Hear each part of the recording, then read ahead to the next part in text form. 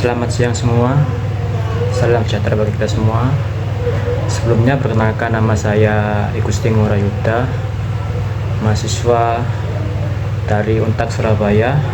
Pada kesempatan kali ini saya akan membuat video untuk tugas UAS mata kuliah Komunikasi Politik dengan dosen pengampu yaitu Budia Puspitasari, S Sosio, MSI MIKOM.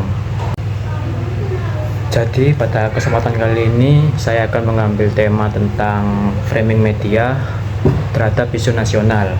Jadi pada era sekarang yang dimana media itu memiliki kekuasaan penuh dalam membentuk opini masyarakat, apalagi mengenai isu sosial seperti program dari pemerintah Indonesia yaitu makan bergizi gratis atau MBG.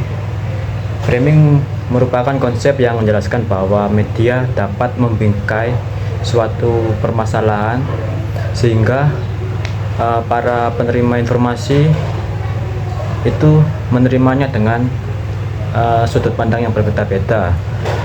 Di sini dapat kita lihat bahwa media itu tidak netral.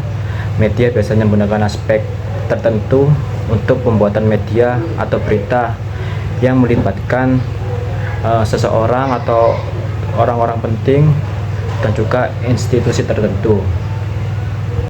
Oleh karena itu, dengan pemilihan topik mengenai framing media terhadap isu nasional, di sini saya bertujuan untuk dapat membantu kalian semua untuk dapat memahami dampak sebuah framing media terhadap opini yang terbentuk di dalam masyarakat. Dengan mengetahui bahwa media saat ini yang tidak netral, sehingga khalayak lebih bisa lagi kritis terhadap menerima informasi yang beredar di media, dan jangan menganggap satupun bahwa media atau media yang memberikan berita itu memberikan kebenaran yang mutlak. Jadi program MBG ini ada karena dulu waktu Pilpres 2024 Paslon 02 Prabowo dan Gibran yang menjanjikan sebuah program makan siang gratis atau sekarang yang bisa disebut yaitu MBG sebagai salah satu program unggulan yang bertujuan untuk mengurangi angka stunting di Indonesia. Menurut Maharni, Namira, dan Karanisa 2024, ini menjelaskan bahwa program MBG merupakan langkah yang sangat progresif yang dapat menumbuhkan kesejahteraan sosial bagi masyarakat secara menyeluruh. Program MBG mulai dilaksanakan tepatnya pada 6 Januari 2025. Namun dengan berjalannya program MBG ini, di sini media dapat memframing atau membentuk opini masyarakat terhadap program tersebut dengan cara memberitakan program tersebut dengan narasi yang positif dan negatif. Contohnya seperti ini. Contohnya yang pertama yaitu narasi negatif tentang MBG. Ini beritanya. Judulnya yaitu korupsi MBG seret mantan kepala BGN Badan Gizi Nasional. Akademisi, kejanggalan sudah terlihat sejak awal. Jadi jika masyarakat membaca berita tersebut, maka opini yang berkembang di dalam masyarakat akan cenderung mendukung untuk program ini segera dihentikan. Karena kan program ini cukup besar anggarannya, hampir 1 triliun rupiah setiap harinya. Apalagi sekarang mantan kepala Badan Gizi Nasional menjadi tersangka terhadap program tersebut. Tetapi opini akan sebaliknya berlawanan arah ketika media membentuk atau memberikan narasi yang positif. Contohnya seperti berita di atas dengan judul yaitu MBG bukti keberpihakan Presiden Prabowo yang sampai ke piring rakyat kecil. Jadi jika masyarakat membaca berita ini, maka opini yang berkembang akan dominan mendukung program ini untuk tetap berjalan selama masa jabatan Presiden Prabowo masih ada, karena program ini itu bertujuan untuk pemenuhan gizi anak-anak atau murid di seluruh Indonesia. Bukan hanya itu, program makan bergizi MBG ini juga menjadi bukti nyata bahwa pemerintah itu hadir untuk rakyat. Jadi rakyat itu tidak sendiri. Jadi untuk mendukung topik yang saya ambil tentang framing media, jadi di sini saya akan mengambil dua teori, yaitu yang pertama itu teori agenda setting dari Maxwell, McCombs, dan Donaldson.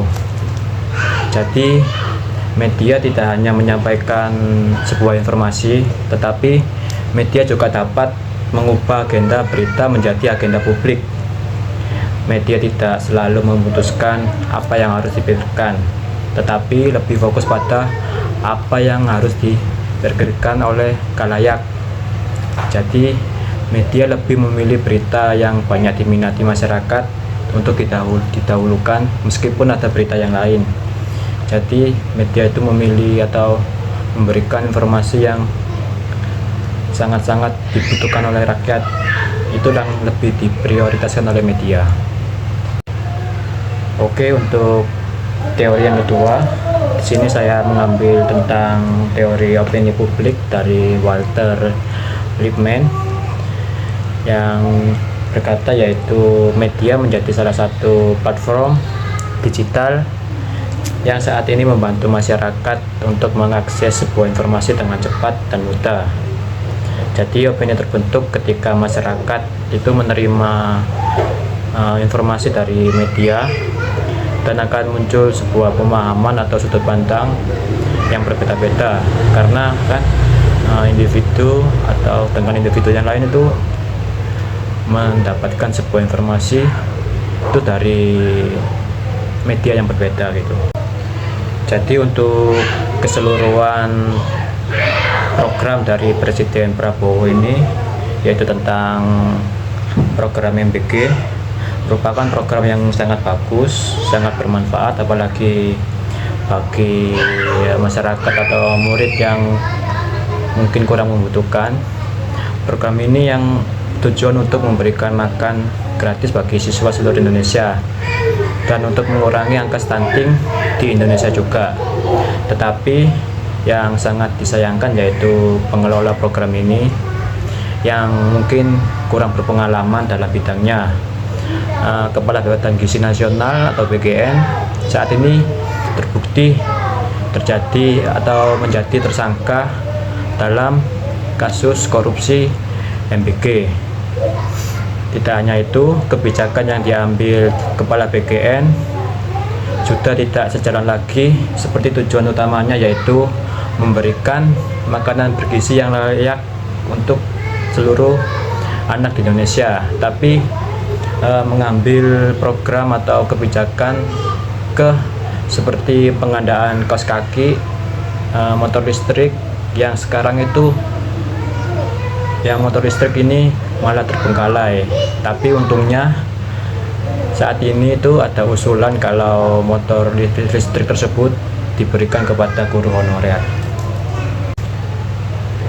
Baik, dapat kita simpulkan kalau teori framing ini dapat memberikan efek kepada program MBG ketika media memberikan narasi yang positif, maka opini atau pandangan masyarakat itu cenderung untuk mendukung program ini tetap jalan. Tetapi sebaliknya, jika media memberikan narasi yang negatif tentang program ini, maka opini yang akan berkembang di masyarakat itu dominan ke menolak program ini untuk lanjut. Maka dari itu, teori framing merupakan sebuah penunjuk atau cara untuk sebuah media itu memberikan atau mengemas suatu isu dengan tujuan tertentu. Maka dapat akan menimbulkan sebuah berbagai opini publik yang nantinya akan berdampak kepada program yang begini, tentang masyarakat itu di akhir akan pro atau kontra terhadap program ini gitu. Jadi itu saja yang bisa saya sampaikan untuk pemenuhan tugas UAS mata kuliah komunikasi politik. Terima kasih, mohon maaf jika ada salah kata selama saya membuat video ini. Terima kasih.